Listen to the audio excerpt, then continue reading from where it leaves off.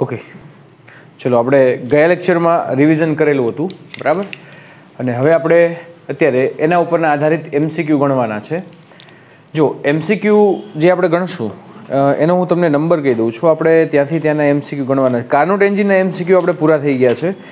Okay, અમુક MCQ એવા છે કે મિત્રો જેના જવાબમાં થોડી ભૂલ છે, જેની રકમમાં પણ થોડી ભૂલ છે. તો જે ભૂલ વગરના છે એ એમસીક્યુ આપણે અત્યારે કરશું, બરાબર.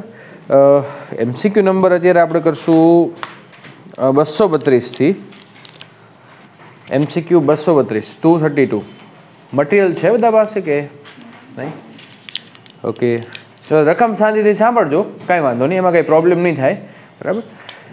જો આપણને છે ને 4 ગ્રાફ આપેલા છે 232ના એમસીક્યુમાં. આપણને 4 ગ્રાફ છે અને એમાં એવું કીધું છે કે 1 થી 4 આકૃતિમાં દબાણ સાથે કદમાં થતો ફેરફાર દર્શાવેલ છે.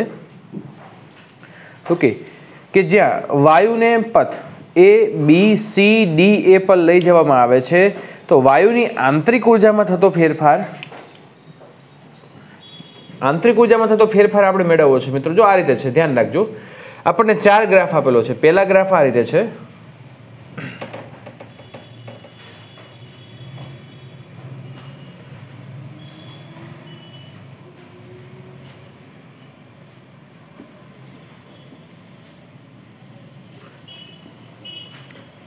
બીજો ગ્રાફ આ રીતે છે, વી વર્સિસ પી નો ગ્રાફ છે. ઓકે,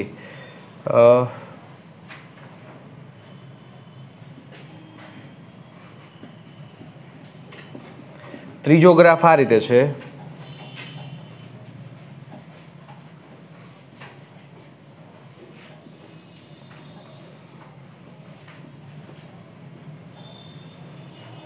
વી વર્સિસ પી. અને ચોથો ગ્રાફ આ રીતે છે.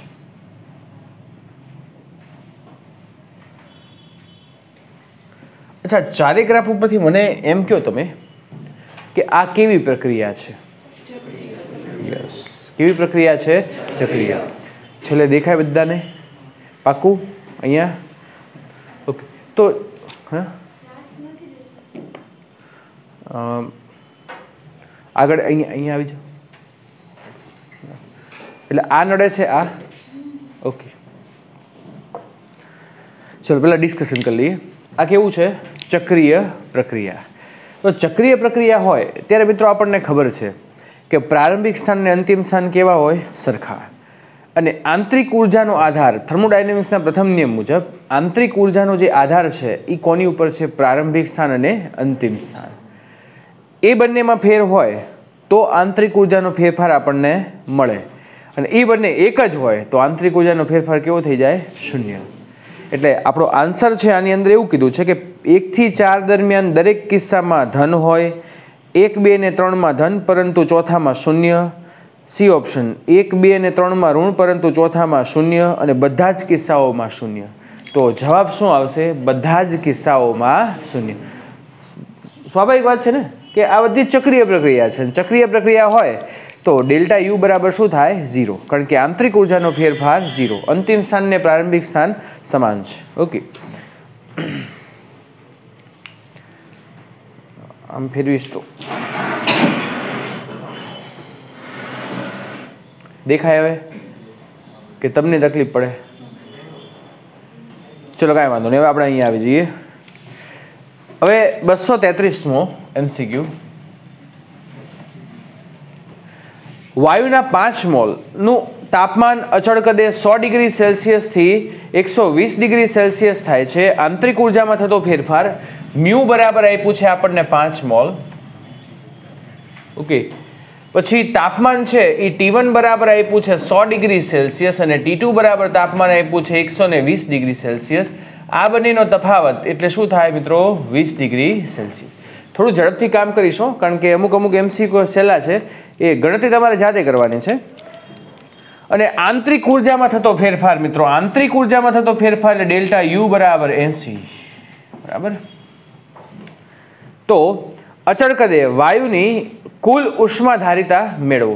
અચ્છા મિત્રો, ઉષ્માધારિતા HC ઇઝ ઇક્વલ ટુ, આપણે બહુ પહેલા એવું ઇક્વેશન જોઈ ગયા છે. ઉષ્માધારિતા HC is equal to delta Q upon શું થશે? Delta T. હવે પ્રક્રિયા છે, જો અહીંયા આપણને તાપમાનમાં થતો ફેરફાર આપેલો છે અને પ્રક્રિયા વાયુના 5 મોલનું તાપમાન અચળ કદે, પ્રક્રિયા કેવી છે? અચળ કદ. અને અચળ કદની પ્રક્રિયા હોય તો આપણે રિવિઝનમાં ભણ્યા હતા કે આ થઈ જશે મ્યુ સીવી ડેલ્ટા ટી અને એના છેદમાં આ સમય નહીં આવે, તાપમાન આવશે ડેલ્ટા ટી કેન્સર. તો હવે વધ્યા હું મ્યુ સીવી.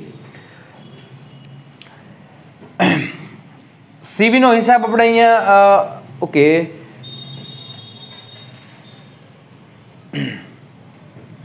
5 મોલ ઓકે અને અહીંયા યસ ઉષ્માધારિતા મેળવી છે અને આપણને ઓકે. જો એક બીજી વાત હું તમને અહીંયા સ્પષ્ટ સમજાવું કે આ delta you is equal two શું છે? ડેલ્ટા ક્યુ માઇનસ ડેલ્ટા ડબલ્યુ. પણ મિત્રો અચળ કદી પ્રક્રિયા હોય તો ડેલ્ટા ડબલ્યુ બરાબર શું થાય? 0. બરાબર કે નહીં? તો આવું આપણે કરવાની જરૂર હતી જ નહીં. સિમ્પલ વસ્તુ હતી કે delta you is equal two શું થશે? ડેલ્ટા ક્યુ. અને ડેલ્ટા યુ બરાબર કેટલું આપ્યું છે આપણને? 80. તો આ નથી કરવાનું, બરાબર ને? આપણે આ એટલે જરૂર નથી આની. સીવી આપ્યું હોત તો આપણે આની જરૂર પડે મ્યુ સીવી ડેલ્ટા ટી, પણ જરૂર જ નથી કારણ કે delta you is equal to delta ક્યુ થાય છે. તો હું સીધું જ અહીંયા મૂકી દઉં delta you Q is equal to delta you, તો અહીંયા 80 અને ડેલ્ટા ટી બરાબર શું થશે? 20. બરાબર ને? ઓકે, તો અહીંયા જવાબ છે એ આવશે 4 જૂલ પર કેલ્વિન. સિમ્પલ, બરાબર કે નહીં? યસ. તો ઓપ્શન સી આવે છે. જો આપણને એ ઓપ્શનમાં દીધું છે 8 જૂલ, બી ઓપ્શનમાં દીધું છે 0.8 જૂલ, સી ઓપ્શનમાં 4 જૂલ પ્રતિ કેલ્વિન અને ડી ઓપ્શનમાં દીધું છે 0.4 જૂલ પ્રતિ કેલ્વિન. બરાબર? ચલો હવે આપણે એના પછી થિયરી વાળો છે એ તમારે જાતે કરવાનો છે. બરાબર? ત્યાર પછી હવે આવશે 235. હવે સમજજો 235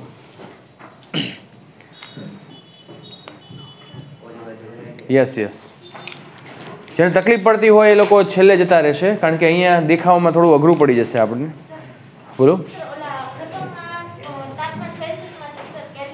નહીં, જરૂર નથી. તાપમાનનો તફાવત સેલ્સિયસ અને કેલ્વિનમાં સરખો હોય. તો સપોઝ કે તમે આને કેલ્વિનમાં ફેરવશો, બરાબર, તો શું થશે? 373 અને આ કેટલું થશે? 393. પછી લઈ લો બંનેનો તફાવત તો 20 જ આવ્યો ને. તાપમાનનો તફાવત કેલ્વિન અને સેલ્સિયસમાં કેવો હોય મિત્રો? સમાન. હા, જો આપણે એકલું તાપમાનનો ઉપયોગ કરવાનો આવે મિત્રો તો પછી આપણે એને કેલ્વિનમાં ફેરવવા પડે. ડન? ચલો, આમાં કોઈને તકલીફ આ બંનેમાં સમજાઈ ગયા? સમજણ જરૂરી છે. આપણે એમસીક્યુ ભલે 10 જ ચાલે એક લેક્ચરમાં, કોઈ વાંધો નથી. આપણે શાંતિથી જ કામ કરવાનું છે. ઓકે. ત્યાર પછી અચળ તાપમાને 235મો એમસીક્યુ. પહેલી જ વસ્તુ, અચળ તાપમાન એટલે આપણા મગજમાં બોયલ ભાઈ આવી જવા જોઈએ. અચળ તાપમાને પી ચલે છે શું થાય? 1/v. ઓકે. નીચેનામાંથી કયો આલેખ બીટા ઇઝ ઇક્વલ ટુ, આપણને એક નવું સૂત્ર આપ્યું છે જે તમારે 9મા ચેપ્ટરમાં આવે છે, આપણે હજી એ ચાલ્યું નથી. તો dv/dp અપોન શું છે? v. એ છે ને આ બલ્ક મોડ્યુલસનો વ્યસ્ત, આ એકચ્યુઅલીમાં બલ્ક મોડ્યુલસનું સૂત્ર છે પણ અહીંયા આપણે હજી સુધી નથી આવ્યું, બરાબર ને? પણ તમારે ફોકસ કોની ઉપર કરવાનું છે? અચળ તાપમાન. એટલે પી ચલે છે શું થાય? 1/v.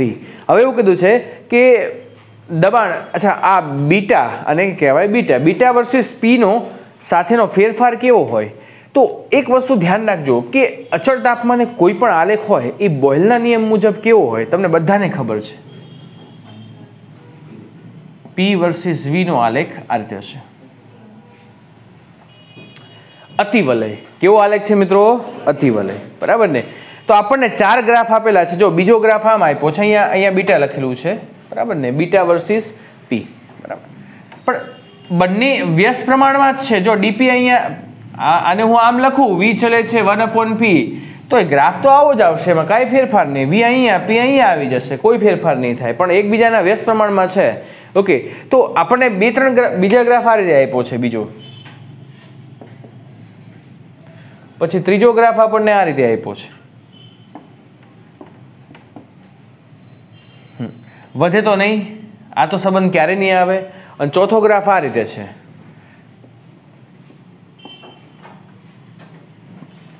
તો આ ગ્રાફ સાચો છે, બરાબર કે નહીં? ઓકે,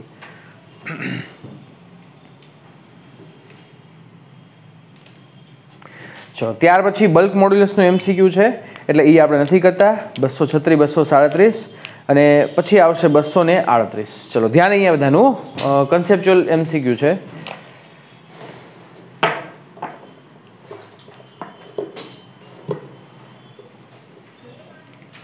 બે મિનિટ બોલો.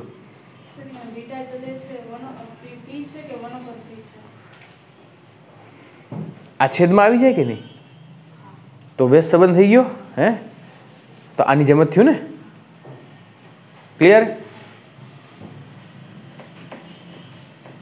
હું છે હમણાં આ રજા પડી ને એમાં થોડું મગજ આમ કાટ ખાઈ ગયું ને એવું લાગે ક્યારેક ક્યારેક.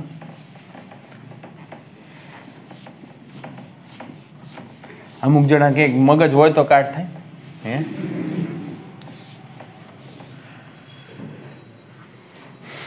ચલો, બે વાયુઓ સમોષ્મી પ્રક્રિયાના P વર્સિસ V ના આલેખમાં આકૃતિમાં આપેલ છે. તો આલેખ 1 અને 2 અનુક્રમે કયા વાયુઓ માટે હશે? 238મું એમસીક્યુ કંઈક આ રીતે છે મિત્રો. આપણને આ રીતે આલેખ આપ્યો છે, સમજવાનું છે આપણે. P વર્સિસ V નો આલેખ છે, પહેલો અને બીજો. હવે 4 ઓપ્શનમાં એવું છે HeO2, O2 અને He અને આર્ગોન, આર્ગોન એટલે હિલિયમ, સોરી Ar એટલે આર્ગોન અને He એટલે શું થાય? હિલિયમ. O2 અને N2. અચ્છા, એક પરમાણિક, દ્વિપરમાણિક અને ત્રિપરમાણિક, એના મુક્તતાના અંશો F બરાબર 3, અનુક્રમે F બરાબર 3, F બરાબર 5 અથવા 7, બરાબર. દ્વિપરમાણુક છે અને ત્રિપરમાણુક છે એને F બરાબર 6 અને F બરાબર 7, એ બે એની અંદર આવી શકે છે. હવે સાંભળજો, તમને એમ જરા કહો કે એક પરમાણુથી બહુપરમાણુક આપણે આવીએ, ત્રિપરમાણુક એટલે એને આપણે બહુપરમાણુક, તો ગામાનું મૂલ્ય વધતું જાય ઘટતું જાય? Yes, very good. ગામાનું મૂલ્ય છે એ ઘટતું જશે મિત્રો. જો આ કેમ આવડે આપણને? આ જવાબ દીધો બરાબર ને, ઘટે. એ તમે શાર્પ ઓબ્ઝર્વેશન અને વ્યવસ્થિત તમે રિવિઝન કર્યું હોય, હા, અને વ્યવસ્થિત તમે અભ્યાસ કર્યો હોય. તમે અમુક જણાએ શું છે આમ પડતું મૂકી દીધું, ઓનલાઈનમાં શું મજા આવે? એ જે તમે નેગેટિવ વિચારીને કે પોઝિટિવ વિચારીને કામ કર્યું હોત ને તો આ વસ્તુ અત્યારે તમને પણ આવડે. હજી સમય આપણી પાસે ગયો નથી, હજી આપણી પાસે ઘણો બધો સમય છે. એટલે પરિસ્થિતિને સંભાળજો. ન આવડે તો મનમાં એવું નહીં રાખવાનું કે મને નથી આવડતું, આપણને આવડે જ છે, પણ હવે મહેનતની જરૂર છે. કારણ કે આટલા મહિનાઓ આપણે બહુ શાંતિથી કામ કર્યું છે, બરાબર ને? ક્યારેક એવું થયું છે કે કંટાળો આવ્યો, લેક્ચર નથી જોયો, એવું પણ થયું છે ક્યારેક આપણને. ક્યારેક થયું હશે, ક્યારેક એક દિવસની વાત છે, બરાબર ને? હું એમ નથી કહેતો દરરોજ, અમુક જણાને તો દરરોજ એવું હશે. પણ હવે પરિસ્થિતિને સંભાળી લેજો, કારણ કે હવે તમારી માટે એવી પરિસ્થિતિ, જો કાંઈ કહેવાય નહીં, આ વસ્તુ તો એવી છે કે ફરીવાર ઉથલો મારે, ઉપાડો લે. અમુક અમુક દેશોમાં જુઓ ને તો નવો સ્ટ્રેન આવી ગયો છે. તો આ બધી વસ્તુ તમારે, જો આમાં એવું નક્કી નથી આ તો કાલ સ્કૂલ શરૂ થઈને બીજા અઠવાડિયે બંધ થઈ જાય સ્કૂલ, પણ તમારે બંને રીતે તૈયાર થવાનું છે. ઓફલાઈનમાં તો તમે તૈયાર છો જ, કારણ કે તમે ભણતા હતા પહેલેથી, પણ હવે ઓનલાઈન માટે તૈયાર થઈ જજો. કારણ કે આ હું વિડીયો લેક્ચર ઉતારું છું, બરાબર ને, એને હું યુટ્યુબ ઉપર અપલોડ કરું છું, એટલે તમારે ગમે ત્યારે આ વસ્તુ જોવી હોય તો તમને કામ લાગે. ઓકે, ચલો અહીંયા આવી જઈએ મિત્રો. હવે He એ કેવો વાયુ છે? એક પરમાણુક કે દ્વિપરમાણુક કે દ્વિપરમાણિક? યસ, એક પરમાણિક. તમે જુઓ ને તો આવત કોષ્ટકની છેલ્લી નિષ્ક્રિય વાયુમાં ગણાય છે, બરાબર? હાઇડ્રોજન, હિલિયમ, આર્ગોન, નિયોન, આ બધા શું છે? નિષ્ક્રિય વાયુ. તો એક પરમાણિક વાયુ હોય એનો ગામા કેવો હશે? વધારે હશે. હવે જો આની અંદર O2 છે, એક આર્ગોન છે ને એક નાઇટ્રોજન છે. O2 છે ને એ દ્વિપરમાણિક છે, N2 છે એ પણ દ્વિપરમાણિક છે, અને આર્ગોન છે એ યસ એક પરમાણિક છે, બરાબર કે નહીં? તો હવે આપણે આ બધી જ પરિસ્થિતિમાં એ વિચારવાનું કે એક પરમાણિક હોય એનો ગામા કેવો હશે? વધારે હશે.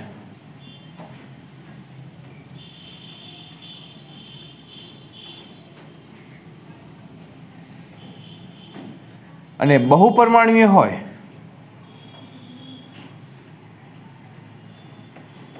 એનો ગામા કેવો હોય મિત્રો? ઓછો. તો ગામા જેનો ઓછો હશે એનો ઢાળ કેવો હશે? ઓછો હશે. ગામા જેનો વધારે હશે એનો ઢાળ કેવો હશે? વધારે હશે. સિમ્પલ વસ્તુ થઈ ગઈ. હવે આમાં ઢાળ કોનો વધારે લાગે? એકનો કે બેનો? બેનો ઢાળ વધારે છે. તો હવે તમે એક વસ્તુ વિચારો કે જે પહેલો ગ્રાફ છે 1 નંબરનો એ બહુપરમાણુય માટે હશે, હા, એ O2 અથવા N2 માટે હશે, અને નીચેનો ગ્રાફ છે એ એક પરમાણિક માટે હશે, એટલે કે હિલિયમ અને આર્ગોન માટે હશે. તો હવે પહેલા ઓપ્શનમાં વિચારજો He અને O2, એટલે પહેલો ગ્રાફ He અને બીજો ગ્રાફ O2. નહીં, બીજો ઓપ્શન વિચારજો O2 અને He. પહેલો ગ્રાફ O2 માટે, બીજો ગ્રાફ He માટે. તો એ સાચું છે, કારણ કે પહેલો ગ્રાફ O2 માટે એટલે એનો ઢાળ ઓછો છે, બીજો ગ્રાફ He માટે એનો ઢાળ વધારે છે. ત્રીજા ગ્રાફમાં આપણને He અને Ar બંને એક પ્રમાણિક છે, બંનેનો ઢાળ સરખો હોવો જોઈએ, પણ અહીંયા એવું નથી. અને ચોથું O2 અને N2 બંને દ્વિપરમાણિક છે, તો બંનેનો ઢાળ એક સરખો હોવો જોઈએ, પણ એવું નથી. તો ઓપ્શન શું આવશે? બી. ઓકે, O2 અને He. પછી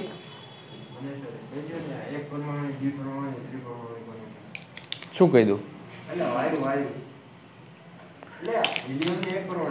પણ એમ નહીં, જો દ્વિપરમાણિક હોય ને એ એકબીજા સાથે બંધ દ્વારા જોડાયેલા હોય. H2O છે બરાબર ને, પાણી, તો એ ત્રિપરમાણિક છે. ઓકે, એ કેવા છે? ત્રિપરમાણિક. એ કઈ રીતે જોડાયેલા હોય છે? 2 H અને એક શું હોય છે? O.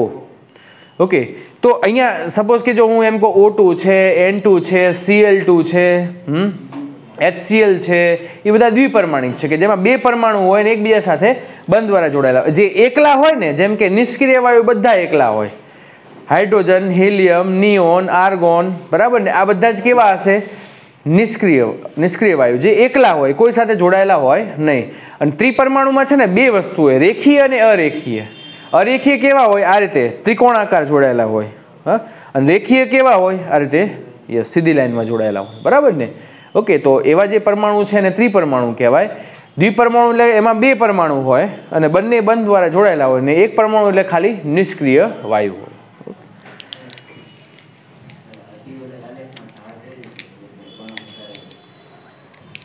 લપસ્યા ખાધા તે ક્યારે? હવે તો સાંભળજે, આમ હોય, સાંભળજો, આમ હોય હું આમ કરી નાખું, ઢાળ વધે જ ઘટે. આમ હોય હું આમ કરી નાખું, ઢાળ વધે જ ઘટે. તો હવે આમાં તો મને કે કોનો ઢાળ વધારે છે ને? તો પછી આપણે ફિઝિક્સ છે ને દરેક જગ્યાએ તમારે છે ને આમ સાંકળી દેવાનું. હા, લપસ્યા ખાવા જઈએ તો ઢાળ વધારે બીક વધારે લાગે આપણને. ઓલું આમ હોય ને તો આપણે સીધા હેઠા ઉતરીએ, ઓલું તો હેઠા પડીએ. સમજાઈ ગયું દોસ્ત? પાકું?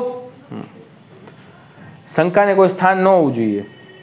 આદર્શ વાયુ આકૃતિમાં દર્શાવ્યા મુજબ 1 થી 2 માંથી પસાર થાય છે. પ્રક્રિયામાં આપેલ ઉષ્મા ડેલ્ટા ક્યુ અને કાર્ય ડેલ્ટા ડબલ્યુ થાય છે. તો ડેલ્ટા ક્યુ અપોન ડેલ્ટા ડબલ્યુ મેળવવો. અચ્છા, આપણને ગ્રાફ આ રીતે આપ્યો છે, સમજો, આ પણ સમજવા જેવો છો. અને મેં તમને રિવિઝન કરાવ્યું ને એના ઉપર આધારિત છે.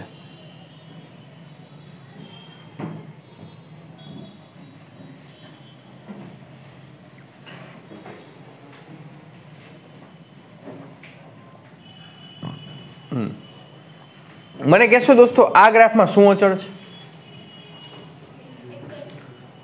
એકે નહીં.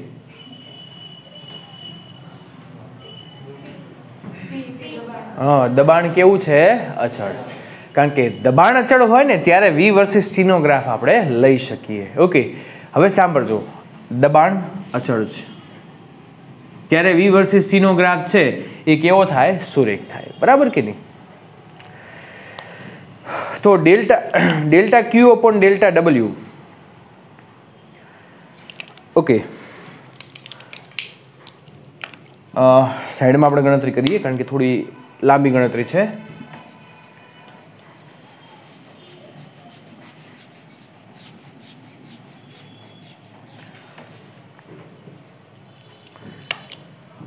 અચ્છા, P બરાબર અચળ છે તો આપણને ખબર છે કે delta Q is equal to mu CP delta T, અને એના છેદમાં ડેલ્ટા ડબલ્યુ છે તો એ પણ ખબર છે કે P ડેલ્ટા V થાય કે નહીં? હવે આદર્શ વાયુ અવસ્થા સમીકરણ મુજબ આપણે શું કામ કરી શકીએ? તો આદર્શ વાયુ અવસ્થા સમીકરણ મુજબ P ડેલ્ટા V બરાબર હું લખી શકું મિત્રો? Mu R delta T. લખી શકું કે નહીં? કેમ કઈ બોલતા નથી યાર? જોજો મારે હોસ્પિટલાઇઝ નથી થવાનું. P delta V is equal to mu R delta T. તો હું P ડેલ્ટા V ની જગ્યાએ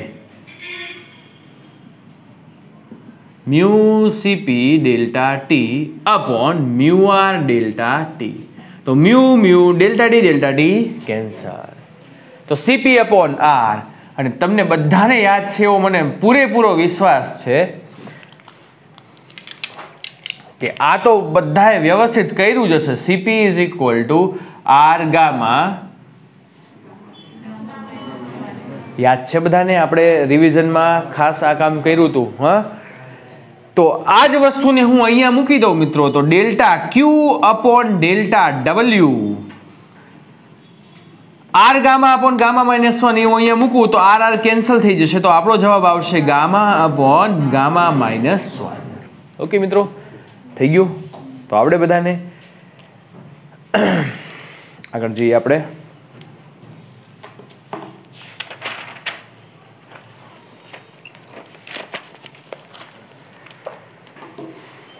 $240મો MCQ. આદર્શ વાયુ સમોષ્મી વિસ્તરણ માટે ડેલ્ટા P અપોન P ની કિંમત કેટલી? આદર્શ વાયુ આપણે અહીંયા શું કીધું છે? વિસ્તરણ કીધું છે, બરાબર ને? હવે તમે 4 ઓપ્શન જોશો મિત્રો. 4 ઓપ્શનમાં આપણને આ રીતે કીધું છે. આમ સંબંધ છે ને P અને V વચ્ચેનો સંબંધ છે. ઓકે, હું હમણાં અહીંયા તમને લખું છું બધા ઓપ્શન. પહેલા હું તમને એનો જે રિલેશન છે એ આપણે અહીંયા તારવી નાખીએ. આપણને એવું કીધું છે કે સમોષ્મી વિસ્તરણ માટે ડેલ્ટા P અપોન P ની કિંમત કેટલી? અચ્છા, સમોષ્મી વિસ્તરણ માટે દોસ્તો આપણને ખબર છે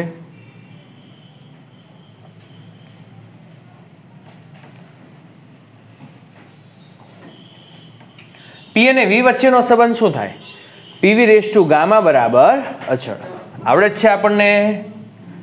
PV રેઝ ટુ ગામા બરાબર અચળ.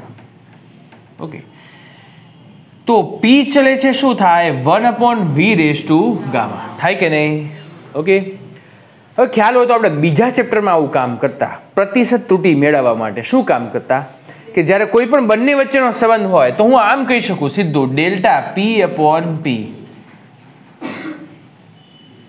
આ V ની આપણે એવું ત્યારે કહેતા કે ભાઈ ત્રુટિ ક્યારે માઇનસ હોય નહીં, પણ હું અહીંયા માઇનસ લઈને કામ કરીશ કારણ કે આ છેદમાં છે એટલે માઇનસ ગામા ઘાત આગળ આવી જાય ડેલ્ટા V અપોન V. હવે માઇનસ નિશાની શું સૂચવે છે? એ એવું સૂચવે કે P માં વધારો થાય તો V માં ઘટાડો થાય. બસ આ જવાબ છે આપણો. ઓપ્શન આપ્યું છે minus under root gamma delta V upon V. B option આપ્યું છે minus delta V upon V. C option આપ્યું છે minus gamma delta V upon V, એટલે સી ઓપ્શન આવશે. અને ડી ઓપ્શન છે minus gamma square delta V upon V. તો આપણો જવાબ આ રીતે આવશે, બરાબર? અચ્છા, હવે હું તમને એમ કહું કે હું અહીંયા ફેરફાર કરીને આવું કરું કે આદર્શ વાયુના સમતાપી વિસ્તરણ માટે ડેલ્ટા P અપોન P ની કિંમત મેળવો. તો સમતાપી વિસ્તરણ હોય ને,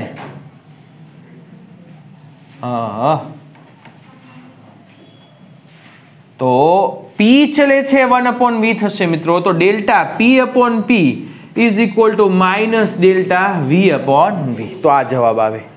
યાદ રાખવું, સમોષ્મી અને સમતાપી આ બંનેના ગ્રાફ એક જેવા, સૂત્ર એક જેવા છે, બરાબર કે નહીં? પણ ફેર શું છે કે આ ગામા જેટલો ઢાળાનો વધારે હોય છે.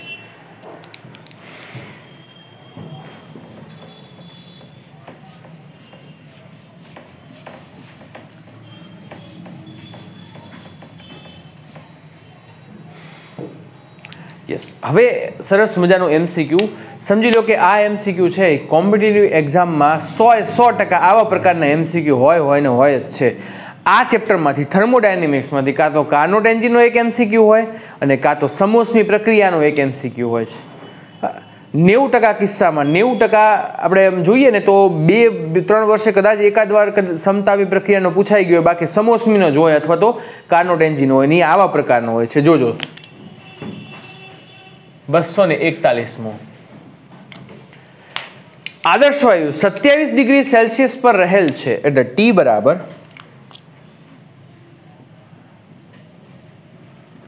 એટલે 300 કેલ્વિન. એને આપણે સેલ્સિયસમાંથી કેલ્વિનમાં ફેરવશું. કેમ? તમને કહું, તફાવત નથી એટલે. અને તેનું સમોષ્મી વિસ્તરણ થતાં તેનું કદ તેના વાસ્તવિક કદથી, સમોષ્મી વિસ્તરણ, વિસ્તરણ એટલે શું થવું કે વાયુ છૂટા પડવા, પ્રસરવું, અને પ્રસરે એટલે શું થાય એનું વિસ્તરણ. તો વિસ્તરણ થાય મિત્રો એટલે અહીંયા આપણને એવું કીધું છે કે એનું કદ છે અંતિમ કદ V2 એના વાસ્તવિક કદ કરતા 8/27 ગણું થાય છે. શું થાય છે? 8/27 ગણું. જો ગામા બરાબર 5/3 હોય, આ ગામા આપી દીધો છે આપણને 5/3, તો તાપમાનમાં થતો વધારો મેળવો, આ T1 થશે, આ T2 થશે. ઓકે મિત્રો, આપણે અંતિમ તાપમાન મેળવવું છે એટલે આપણે આને શેમાં ફેરવ્યા? કેલ્વિનમાં. હવે મેં તમને ત્યારે પણ વાત કરી હતી સમોષ્મી પ્રક્રિયા ભણાવ્યું ને કે આપણી પાસે સમોષ્મી પ્રક્રિયાના 3 સૂત્ર છે. PV ગામા, પછી TV-1 બરાબર અચળ, અને yes P(1 gamma and T gamma બરાબર અચળ. આ 3 સૂત્ર છે. તો કઈ પરિસ્થિતિમાં કયું સૂત્ર વાપરવું તો જોવાનું અહીંયા મિત્રો કે આપણને T અને V આપ્યું છે, તો T અને V વચ્ચેનો સંબંધ જોવાનો આપણે. અચ્છા, સૂત્ર હું અહીંયા લખી નાખું છું, બરાબર ને? જો મેં તમને આને બનાવતા શીખવાડ્યું છે કે ભાઈ તમને યાદ ન હોય તો છેલ્લી પરિસ્થિતિમાં તમારે બનાવી નાખવાનું. તો કયું એક સૂત્ર યાદ રાખવાનું? PV ગામા બરાબર અચળ.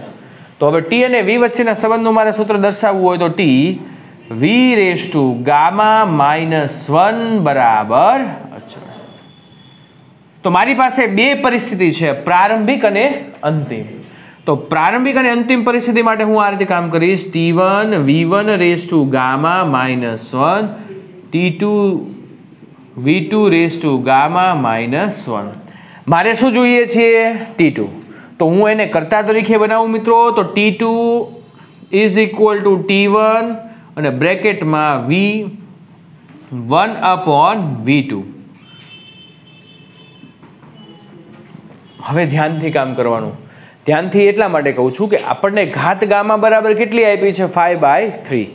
હા, એટલે અહીંયા મૂકશો એટલે થોડું કામ આપણે જાતે કરવું પડશે, અને એ પણ કન્સેપ્ચ્યુઅલી કામ છે, મેથેમેટિકલ સ્ટેપ છે, એટલે ધ્યાન રાખીને કામ કરવાનું, કારણ કે એમાં જો ભૂલ પડી ને તો જવાબ નહીં આવે.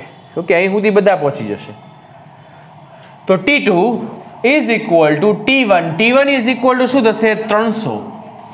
ઓકે, હવે મિત્રો V1/V2 બરાબર શું થાય? આ V1 આમને આમ રાખું, V2 અહીંયા લઈ જાઓ, 27 ઉપર 8 નીચે, તો અહીંયા થશે 27/8. આમ થઈ જાય ને? જો V1/V2, આ V2 છેદમાં લેજો, આ 27 ઉપર 8 નીચે, એટલે V1/V2 શું થાય? 27/8. ઓકે, અહીંયા ઉપર સુધી આવે છે, દેખાય છે? ઓકે, ગામા = 5/3 માઇનસ શું થશે? 1. તો T2 = 300 27/8 હોલ રેઝ ટુ 5/3 - 1 છે, તો અહીંયા 3 સામેની બાજુ, તો 2/3. હવે આ યાદ રાખી લો, આપણે ફિઝિક્સમાં છે ને આવું ઘણું બધું કામ કરવાનું આવશે. 2/3 નું કેમ હિસાબ કરવો? 2/3 નો હિસાબ કાં તો લોગ વડે થાય, બાકી ન થાય. પણ એક બીજો રસ્તો આપણી પાસે સરસ મજાનો છે, એ બધા શીખી લેજો. બહુ સરસ મજાનું કામ થાય છે આની ઉપર. યસ, પહેલાં તો હું શું કામ કરીશ? આમ તો છે ને બે રીતે આ કામ થાય, પણ હું પહેલાં આ માર્ક પસંદ કરીશ. 27/8 1/3, અને આખા બ્રેકેટનો શું કરવાનો છે મારે? સ્ક્વેર. ઘાતનો ગુણાકાર થાય કે નહીં? તો 1/3 × 2 કરું તો શું થશે? 2/3. હા, તો પણ આમ ફરી જાય યાર તું. તો એનો રસ્તો નહીં, બધા સાહેબો ભણાવે છે બરાબર ને, તો દેખાય છે ને?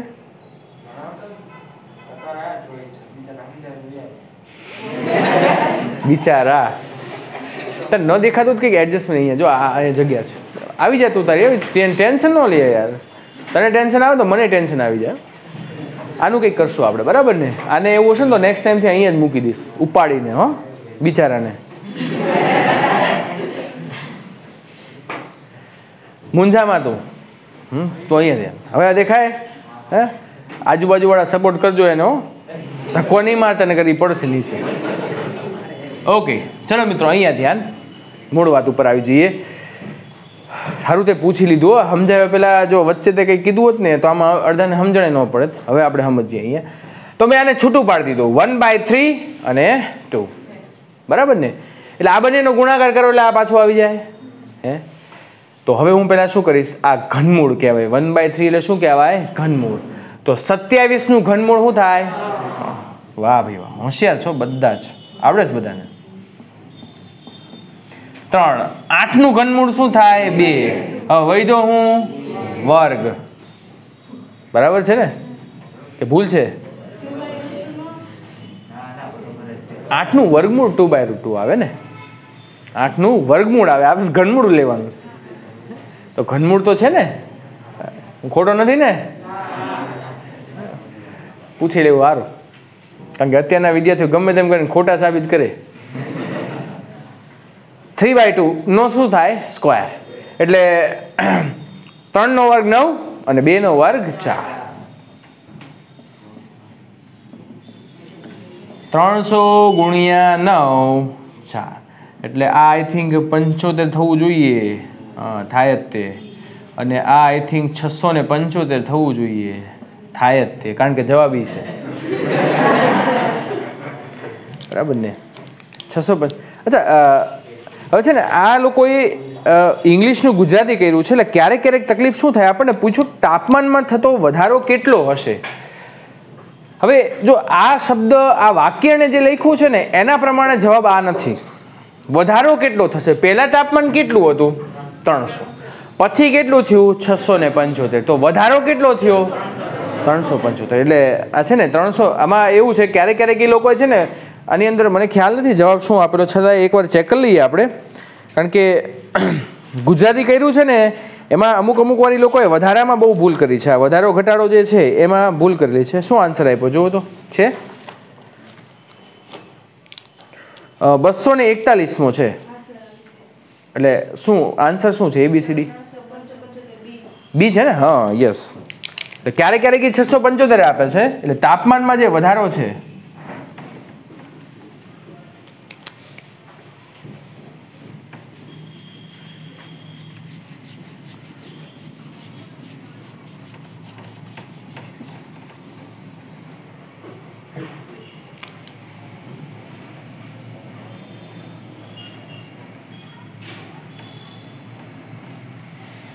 બરાબર. તાપમાનમાં થતો વધારો મારે મેળવવો હોય તો અહીંયા 675 માઇનસ 300 તો શું થશે? 375. લાઇટ બંધ કરી દો પાછળની. એ નહીં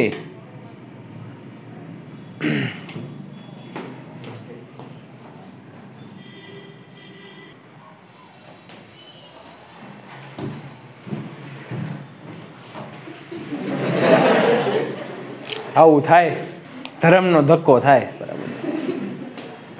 ઓકે, 242મો MCQ. ધ્યાનથી.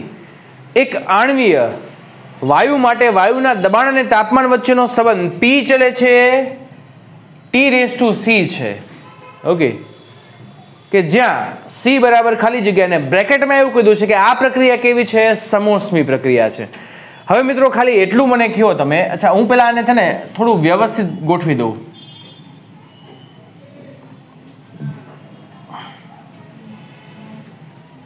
બરાબર શું થાય? અચળ. હવે સમોષ્મી પ્રક્રિયામાં P અને T વચ્ચેનો સંબંધ શું છે? યસ, P⁻1 ગામા T⁻γ બરાબર અચળ. પછી મેં તમને આમે કીધું હતું કે મારે P ઉપરથી ઘાત હટાવી હોય તો આ ગામાના છેદમાં 1 - ગામા બરાબર અચળ. બહુ જ સરસ. તો હવે સરખાવો આ બંનેને. P અને P સરખા છે, T અને T સરખા છે, તો ઘાત પણ સરખી હોવી જોઈએ. તો -C ગામા 1 - ગામા. તો હું ખાલી આટલું કામ કરી નાખું મિત્રો કે આ ગામા આગળ લાવી દઉં, 1 પાછળ લઈ જાઉં, તો ગામાના છેદમાં ગામા -1. બસ. હવે આપણે આન્સર મેળવવા માટે ખાલી ગામા બરાબર, અચ્છા આપણને શું કીધું છે, એક આણ્વીય વાયુ, એટલે એનો મિનિંગ શું થાય, એક પરમાણુ. એક પરમાણુ માટે ગામા શું હોય? અચ્છા ઓકે, એ મુક્તતાના અંશો 3 છે, પણ ગામા બરાબર શું થાય, 5/3, બરાબર ને. Cp/Cv is equal two gamma, તો 5/3, તો C ઇઝ ઇક્વલ ટુ 5/3. શું થયું? -1. કોઈને કાંઈ પ્રોબ્લેમ ન આવડે તો પૂછી લેજો, આપણે છૂટ છે પૂરેપૂરી. કાંઈ પણ પ્રોબ્લેમ હોય. હા, એટલે અહીંયા એક આણ્વીય, જો એમાં એવું છે કે અહીંયા જે આપણે, એટલે તમારું કહેવાનું મિનિંગ શું છે, એટલે બંને સરખું છે. હા, બંને એક સરખું, બરાબર ને. આપણે ફિઝિક્સમાં પરમાણુય કયો કે એક આણ્વીય કયો, બંને માટે આપણે કામ કેવું કરવાનું છે, સમાન, બરાબર કે નહીં? ઓકે. હા,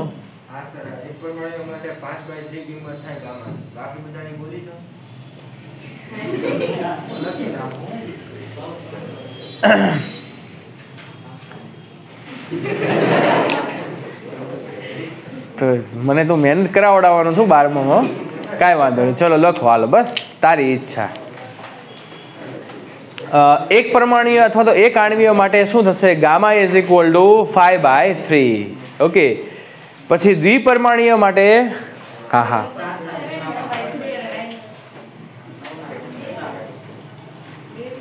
લખાવું. દ્વિપરમાણુય માટે 7/5.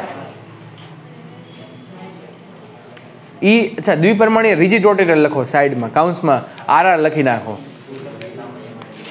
હા, અને દ્વિપરમાણુય ખાલી આપણને વાયુ આપેલો હોય, દ્વિપરમાણુય અણુ આપેલો હોય તો 9/7.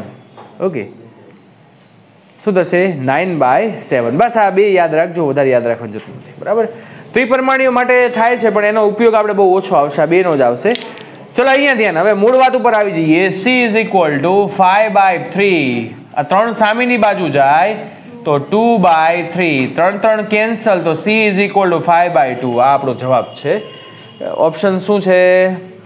યસ, ડી ઓપ્શન આવે છે, બરાબર કે નહીં?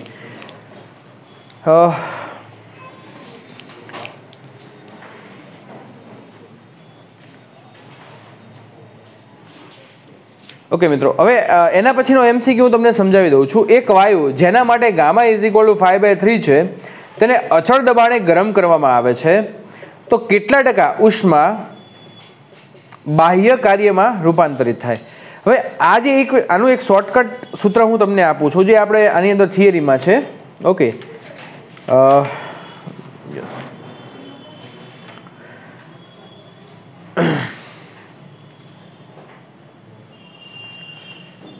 તો કેટલા ટકા ઉષ્મા બાહ્ય કાર્યમાં રૂપાંતરિત થાય, એની માટે છે ને સીધું આવું તમને કીધું હોય ને, બાહ્ય કાર્યમાં રૂપાંતરિત થાય તો ΔW/ΔQ ઇઝ ઇક્વલ ટુ, સીધું ઇક્વેશન વાપરી નાખજો, 1 - 1/γ.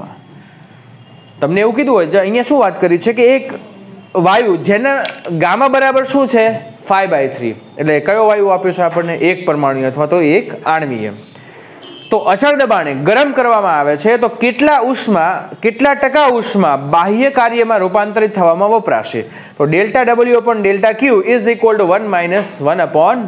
ગામા બરાબર મૂકી દો આની અંદર 5/3, તો 5/3, 3 ક્યાં જશે, ઉપર, એટલે 3/5, બરાબર. 5 સામેની બાજુ લસા આપણે લઈ લઈએ તો 5 - 3 એટલે 2, 2/5, બરાબર. 2/5 શું આવશે, 5.